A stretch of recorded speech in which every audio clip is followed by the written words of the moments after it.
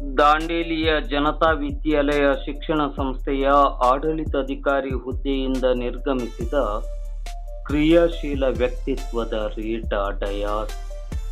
ಪ್ರತಿಷ್ಠಿತ ಶಿಕ್ಷಣ ಸಂಸ್ಥೆಯಾದ ಕೆನರಾ ವೆಲ್ಫೇರ್ ಟ್ರಸ್ಟಿನ ದಾಂಡೇಲಿಯ ಜನತಾ ವಿದ್ಯಾಲಯ ಶಿಕ್ಷಣ ಸಂಸ್ಥೆಯ ಆಡಳಿತ ಅಧಿಕಾರಿಯಾಗಿ ಕಳೆದೆರಡು ವರ್ಷಗಳಿಂದ ಅನುಪಮ ಸೇವೆಯನ್ನು ಸಲ್ಲಿಸಿ ಸಂಸ್ಥೆಯ ಸಮಗ್ರ ಅಭಿವೃದ್ಧಿಗಾಗಿ ತನ್ನನ್ನು ತಾನು ಪ್ರಾಂಜಲ ಗುಣಮನಸ್ಸಿನಿಂದ ತೊಡಗಿಸಿಕೊಂಡ ನಿವೃತ್ತ ಹಿರಿಯ ಶಿಕ್ಷಕಿ ಹಾಗೂ ಕ್ರಿಯಾಶೀಲ ವ್ಯಕ್ತಿತ್ವದ ಸಮಾಜಮುಖಿ ಮನಸ್ಸಿನ ರೀಟಾ ಡಯಾಸ್ ಅವರು ತಮ್ಮ ಆಡಳಿತ ಅಧಿಕಾರಿ ಹುದ್ದೆಯಿಂದ ನಿರ್ಗಮಿಸಿದ್ದಾರೆ.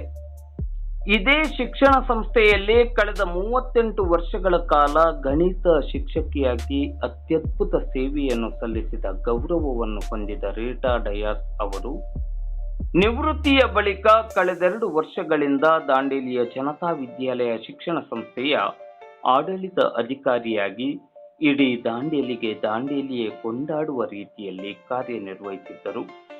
ತಮ್ಮ ಜನಪರ ನಿಲುವು, ಸಮಾಜಮುಖಿ ವ್ಯಕ್ತಿತ್ವದ ಪರಿಣಾಮವಾಗಿ ರೀಟಾ ಡಯಾಸ್ ಅವರು ಜನತಾ ವಿದ್ಯಾಲಯ ಶಿಕ್ಷಣ ಸಂಸ್ಥೆಯ ಸರ್ವತೋಮುಖ ಪ್ರಗತಿಗೆ ಅವಿರತ ಅನವರತ ಶ್ರಮಿಸಿದ್ದರು.